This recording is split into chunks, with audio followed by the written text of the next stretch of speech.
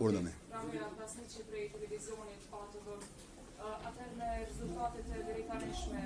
me cilën prej partive mendoni se mund të bashkëpunoni në të ardhmen dhe në qoftë se vazhdoni tashmë edhe me qeverinë punkti 3, a keni në plan të ndroni kabinetin që keni prezantuar përpara apo doni të vazhdoni me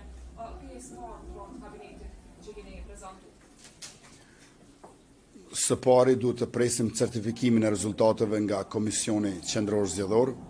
dhe më pastaj me njëherë duhet ta konstituojmë kuvendin e legjislaturës 10 dhe ta formojmë qeverinë e re.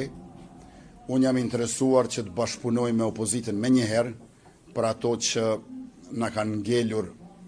pa u miratuar, pra 3 marrëveshje ndërkombëtare lidhur me mbi 120 milion euro të bankës botërore, prej të cilave 90 milion janë mbështetje buxhetore, rreth 20 milion kanë të bëjnë me qerrët për fëmijë dhe 20 milion të tjera kanë të bëjnë me sistemin informativ shëndetësor, si dhe pa harruar 880 milion euro të planit të rritjes së Bashkimit Evropian. Për këto na duhet një shumicë prej 2/3, por besoj që pas certifikimit të rezultateve do të mund të ecim mbare mirë, por edhe shpejt e pa vonesa,